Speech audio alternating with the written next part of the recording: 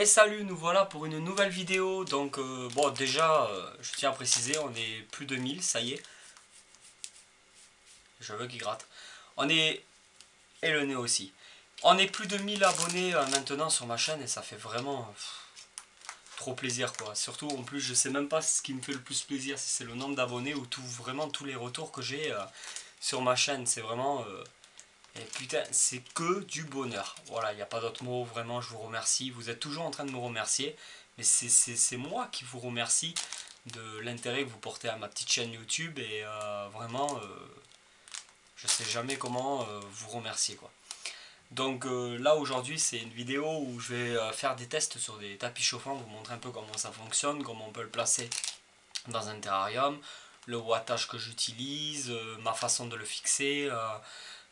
Voilà, comment contrôler la température, on va parler un peu de tout ça. Là, j'ai de la salade. Parce qu'en fait, j'ai vraiment la flemme de préparer aujourd'hui la bouffe pour les Tilica sensoïdes. Donc là, c'est un mélange en fait de plusieurs salades différentes. Euh, Tilica... Ouais, donc, enfin, pas les Tilica, je me suis trompé. Pour les Stenosora palliaris, les Tilica, vous avez vu dans la vidéo précédente, justement, comment je fais pour les nourrir. Donc c'est pour les Stenosora palliaris. Donc en fait c'est un mélange de plusieurs salades. Cette salade a été récoltée, triée, lavée, essorée et mise en sachet avec le plus grand soin afin de vous garantir le meilleur de la salade. Qu'est-ce qu'il faut pas entendre comme connerie sans déconner. Bon bref, ingrédients, il y a de la scarole 55% minimum, mélange de 2 ou 3 salades parmi les variétés frisée, chicorée, rouge, pain de sucre, iceberg, batavia et romaine. Et voyez le nom des salades quand même, hein. Iceberg, hein. Il y a la batavia, la romaine, la... Enfin bon voilà. Voilà, donc je vais mettre directement ça dans les gamelles de bouffe. Et puis ils se démerderont. Oui, arrête d'avoir peur, Coco. Bon, il faut pas le faire tous les jours, mais voilà, vraiment c'est pas mal. Une petite rouge, ça me dépanne un peu là. Ça... Enfin, je mets deux gamelles parce qu'il y a vraiment un comportement entre les deux que le mâle il veut pas que la femelle elle touche à tout, elle fasse n'importe quoi. Donc la femelle elle mange dans sa gamelle et tout se passe bien. Là il est en période de mue, donc il va pas tarder à muer le mâle. Ah, Coco. Voilà.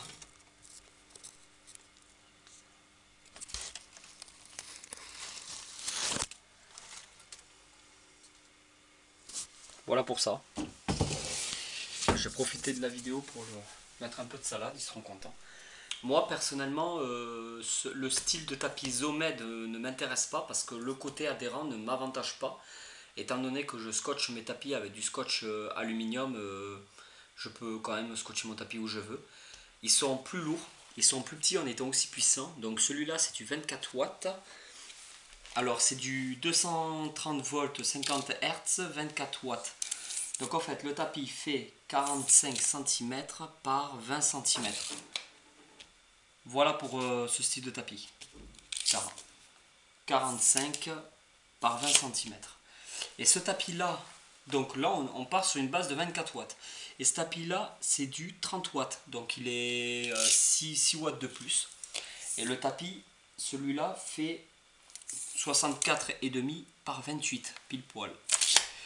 Donc en fait celui-là il est plus grand pour être à peine un peu plus puissant que celui-là. Mais comme j'ai dit, il y a vraiment toutes les tailles de tapis que vous voulez si vous prenez cette marque de tapis qu'on peut trouver dans pas mal de boutiques. De toute façon moi j'ai Exotic Factory à 20 minutes de chez moi, donc j'achète mes tapis chez Exotic Factory. Voilà, après à vous de voir si ça vous avantage ou pas, si vous êtes à côté, si vous êtes beaucoup plus loin, si frais de port vous avantage ou si ça vous avantage pas. Ça je vais pas faire les recherches pour vous. Donc moi je prends mes tapis chez Exotic Factory. Il faut protéger le tapis avec plaque plexi, avec quelque chose de plastique, une vitre, n'importe quoi dessus. Ça chauffera jamais autant qu'un câble, c'est sûr, mais ça chauffe vraiment pas mal.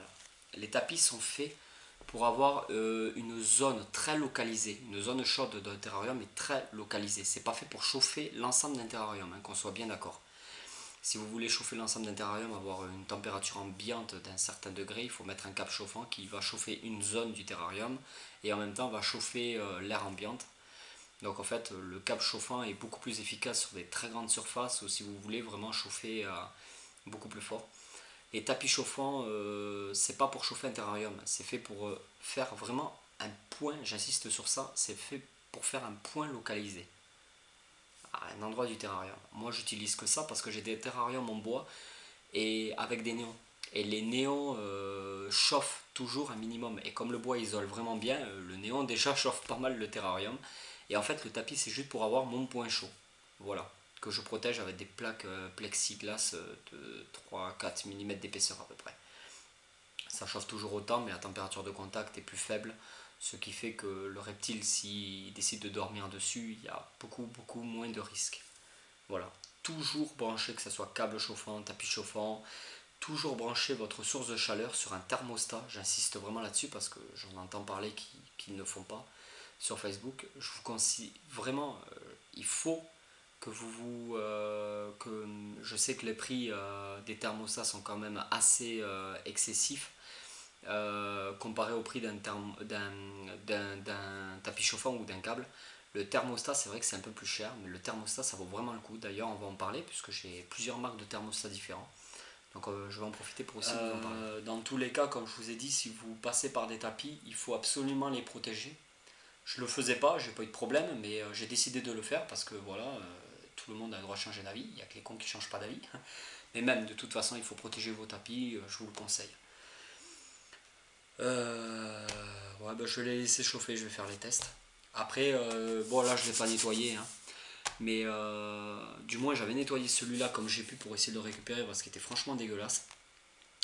Et celui-là je ne l'ai pas nettoyé, donc mais c'est très facile de nettoyer un tapis chauffant avec un coup d'éponge. De toute façon vous avez logiquement pas besoin de le nettoyer si vous avez protégé par une plaque de plexi ou une vitre ou quelque chose de 3-4 mm d'épaisseur dessus. Voilà, comme ça vous passez un coup d'éponge, en plus c'est beaucoup plus facile à nettoyer. C'est moins contraignant, moi je trouve personnellement, qu'un câble chauffant. Vous pouvez aussi placer votre tapis en dessous du terrarium si vous avez un terrarium par exemple vitré. Avec le bois ça ne fonctionnera pas bien, mais avec un terrarium vitré, vous pouvez toujours placer le tapis en dessous du terrarium. Il sera un peu moins efficace, mais il n'y a pas de souci. Qu'un câble chauffant en dessous d'un terrarium, s'il bastonne bien, il peut vous fissurer la vitre du terrarium, c'est déjà arrivé. Donc qu'un tapis, il n'y aura pas ce problème-là. Donc on va dans la chambre et je vais prendre le mètre et je vais vous montrer un peu ce que j'utilise par rapport aux mesures des terrariums. Donc, est-ce qu'il mange lui? Non César, tu manges pas? Donc là par exemple, si on prend le Tilica sensoides, donc c'est un terrarium qui fait 80 par quelque chose comme 40, ouais 45, 42, il fait à peu près 80 cm par 42-43 de hauteur.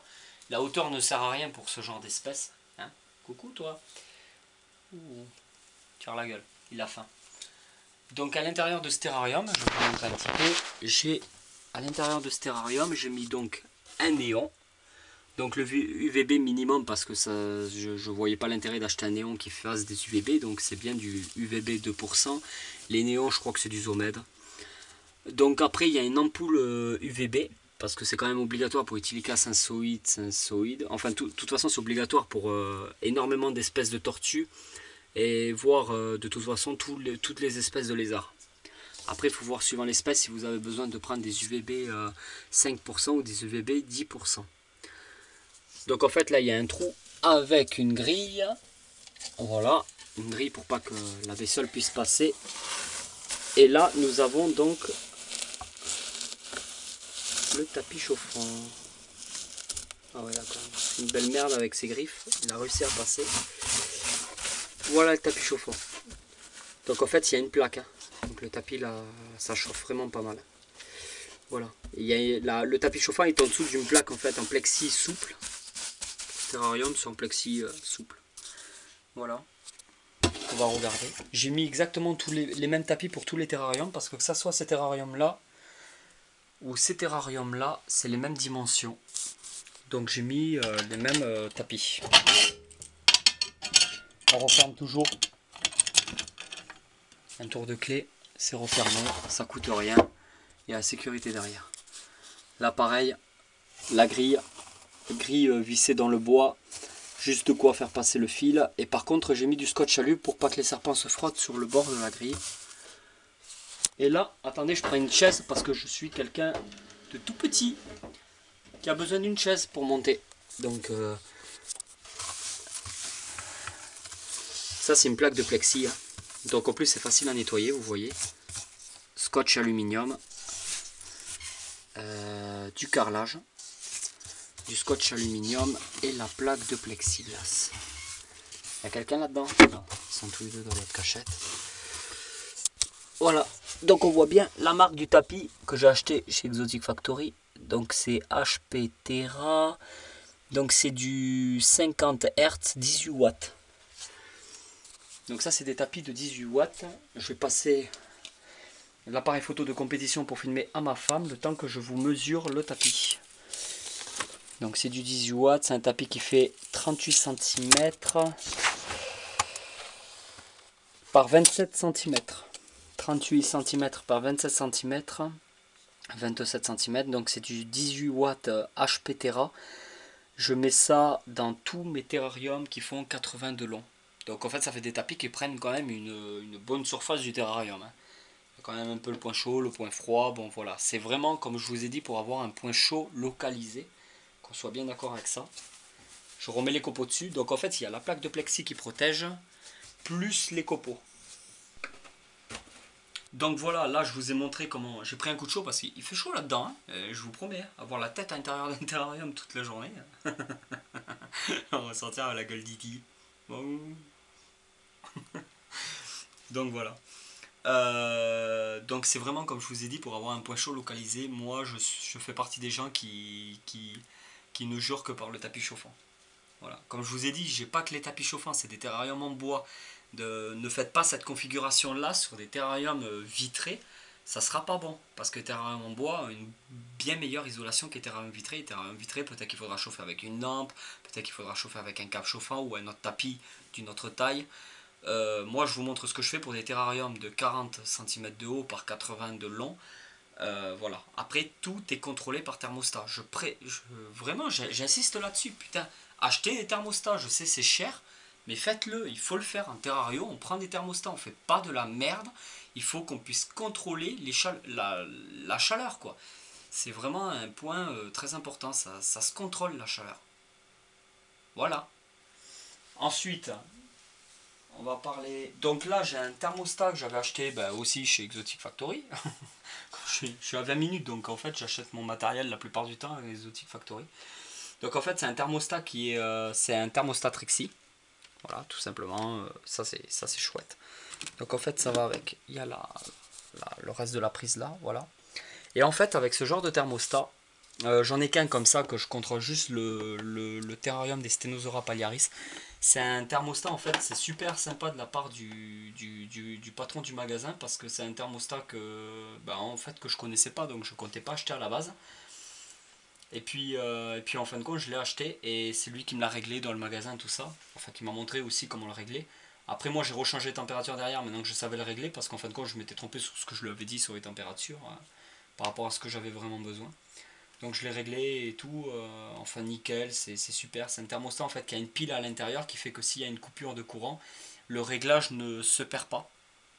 Donc on a quand même notre réglage de base qu'on a réglé.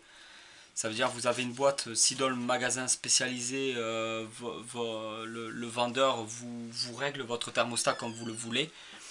Ça fait qu'en fin de compte, comme il y a une pile à l'intérieur, même si vous remettez tout dans la boîte, quand vous le branchez chez vous, le réglage n'a pas été perdu, le réglage a bien été fait.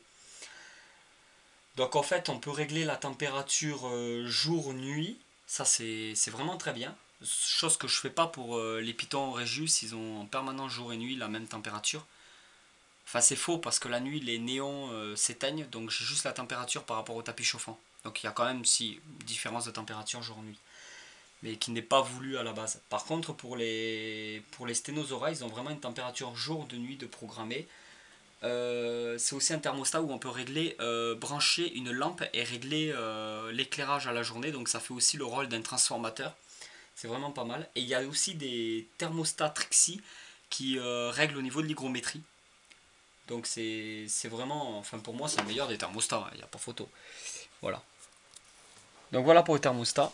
Celui-là, après j'en utilise un autre là-haut qui est beaucoup plus basique, bon, qui fait quand même jour-nuit, mais il est vraiment basique, bon, je ne veux même pas en parler. Après j'en ai un là, je sais plus ce que c'est. Par contre les températures 28,3 elles sont fausses, hein. Je suis à 31,3 à peu près. Je sais pas pourquoi d'ailleurs les températures sont fausses, parce qu'il avait l'air fiable à la base. Mais quand j'ai contrôlé avec un thermomètre mercure, j'étais pas bon dans les températures. Donc en fait il faut baisser le thermostat.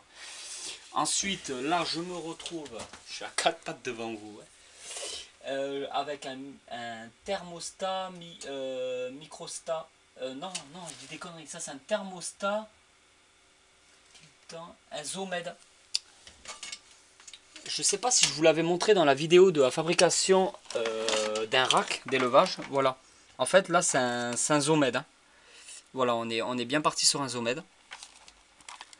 Et oh, il s'est éteint, il a la température voulue.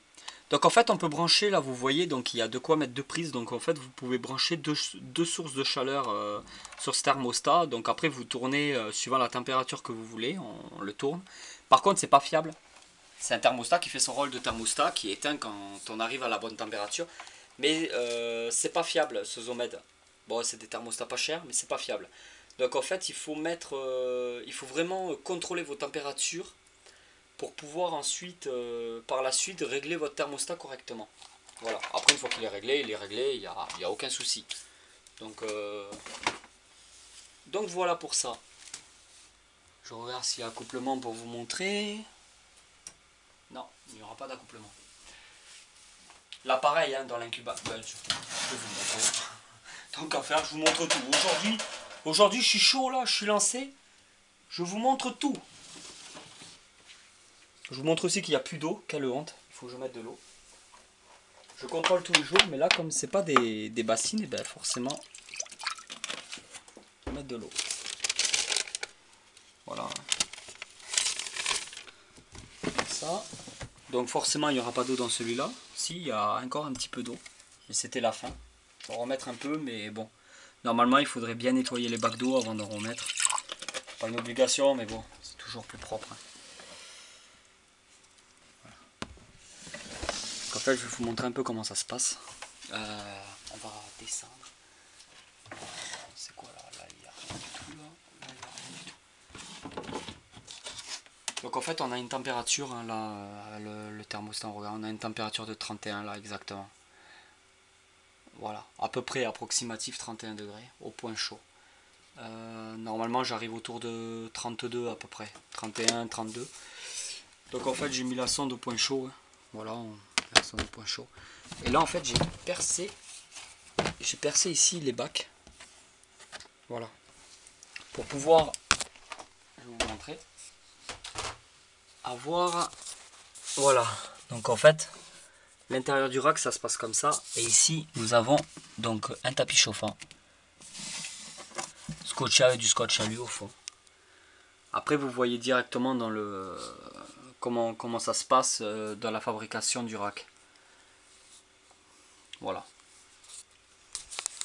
C'est pour vous montrer comment ça se passe.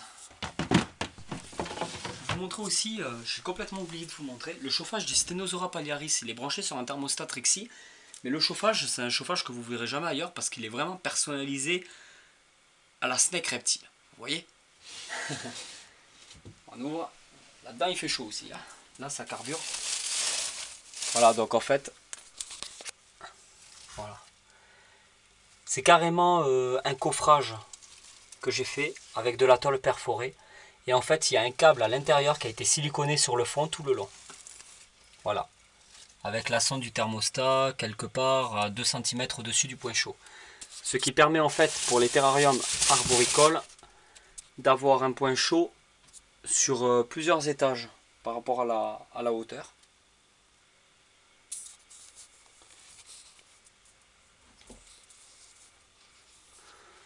Voilà.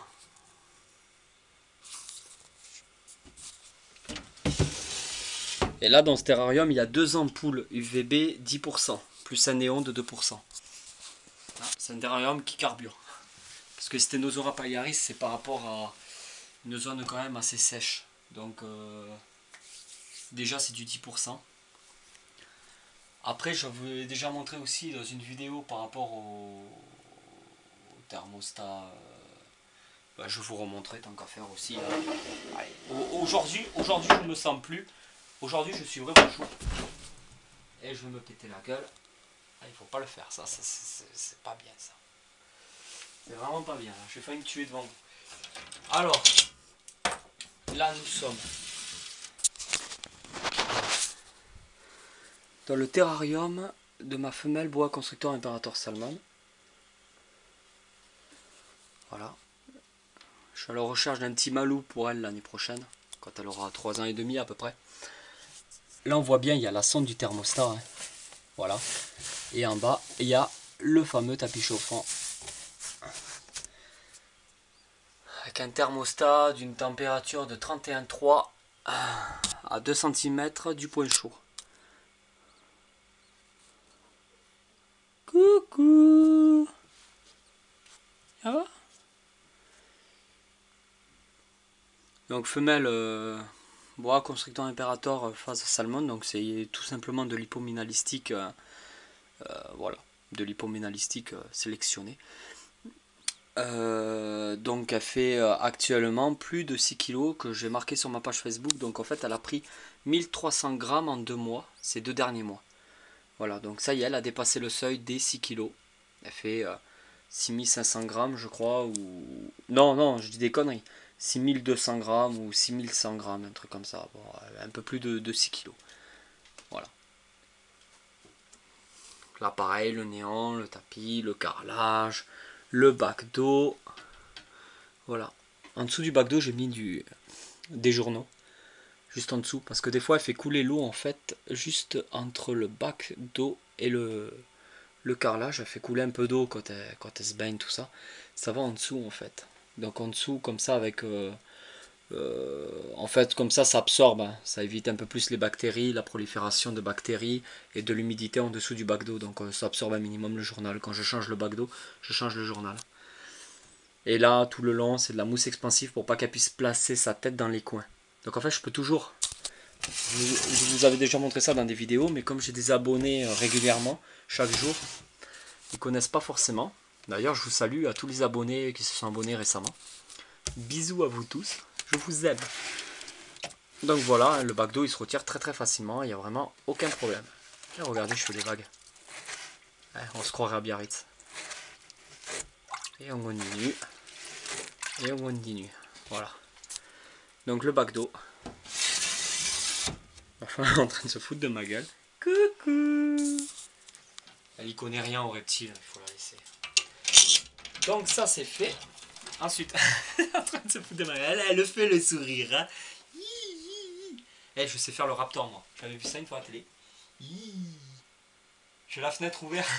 J'ai les rideaux ouverts. Et il suffit que je tombe sur un voisin, je vais passer pour un con. Voilà. Donc ça c'est fait. Donc nous revoilà au salon. Il y a un thermostat aussi, je ne vous ai pas parlé. Donc c'est un microclimat. Voilà, celui-là c'est le Ministat 100. Tout simplement parce qu'on ne peut pas mettre plus de 100 watts dessus. Voilà. Après il existe des Ministat qui sont beaucoup plus puissants que celui-là. Celui-là c'est vraiment le minimum, je crois qu'il coûte dans les 39 € à peu près 39 €. Donc c'est le minimum 100 watts. C'est-à-dire que vous ne pouvez pas mettre plus de 100 watts sur le même thermostat. Sinon ça vous pète à la gueule et vous foutez feu chez vous. Non, je déconne. Non, s'il faut, je sais pas, ça doit pas chauffer comme ça devrait chauffer. Enfin, c'est pas fait pour les prendre quoi. Donc mettez pas plus. Donc en gros, pour faire bref, vous pouvez mettre, mettons, 4 tapis chauffants ou 4 câbles de 25 watts. Voilà, ça arrive à 100 watts. Voilà, par exemple, vous pouvez utiliser qu'un seul câble chauffant dessus de 25 watts ou un seul câble chauffant, mettons, de 100 watts. Il n'y a pas de problème. Donc c'est vraiment le basique. Derrière il n'y a rien pour pouvoir l'attacher, pour pouvoir faire quelque chose d'assez sympa. Alors ce que j'adore c'est que voilà, contrairement aux autres thermostats, sur les microstats, c'est qui fait ça? C'est juste le microclimat? Ouais, je crois que c'est la marque, je sais pas. En fait, vous avez tout simplement une grosse prise comme ça, ce qui fait que vous pouvez brancher dessus des multiprises pour pouvoir avoir vos 100 watts.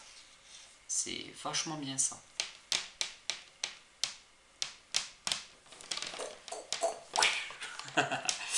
Donc voilà. La prise normale pour pouvoir le brancher sur secteur.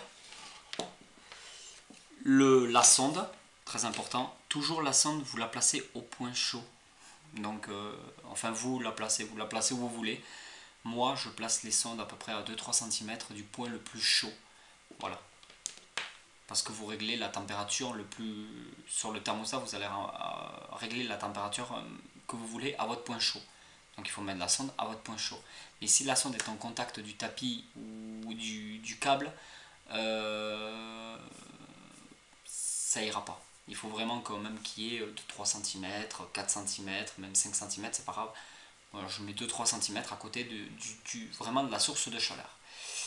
Et en fait, pour l'allumer, donc pour vous en occuper, c'est pas compliqué. Vous avez une clé microclimat avec. Vous voyez, c'est assez sympa. Voilà. Et après, vous tournez. Donc en fait, là, il est déjà tourné au maximum vers le 19. Donc en fait, vous mettez la clé et vous tournez, tournez comme ça jusqu'à votre température que vous voulez. Donc là, ça va jusqu'à 35 degrés.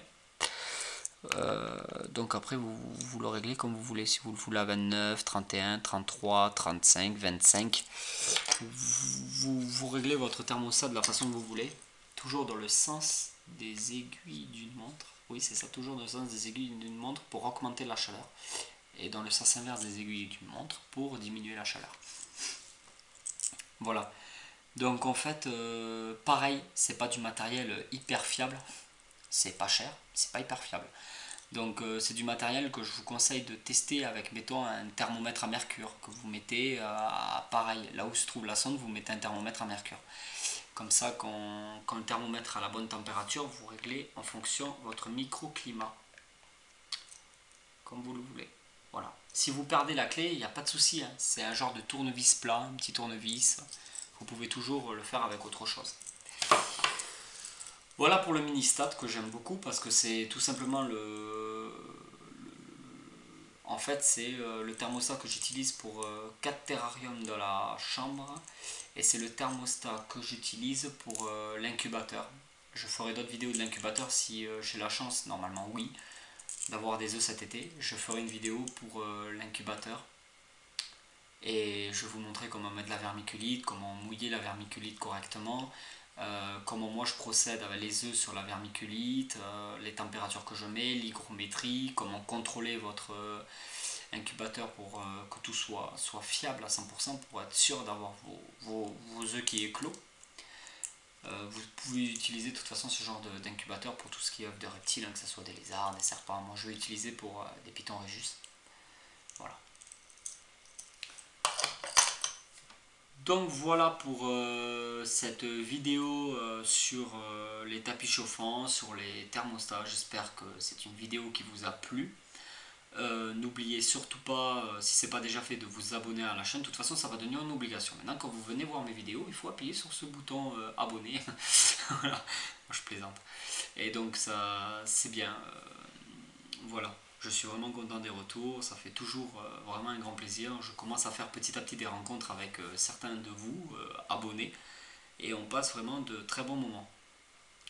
Donc voilà pour cette vidéo, j'espère que tout ça, ça vous a plu. Il y aura bientôt des futures vidéos avec des abonnés, donc je vais filmer avec certaines personnes qui s'y connaissent aussi en reptile, ou du moins qui en possèdent. Et puis voilà, j'ai plein de projets de vidéos pour la chaîne YouTube, ça fait que commencer, vous inquiétez pas, et plus ça va aller dans le temps, et plus j'espère faire de vidéos de meilleure qualité, plus j'espère vous donner toujours plus envie de regarder mes vidéos, qui sont, je le répète, tous les vendredis pour 20 h, il y a une vidéo sur YouTube, sur ma chaîne, dédiée aux reptiles, en général. Et voilà, j'espère que cette vidéo vous a plu et je vous dis à bientôt.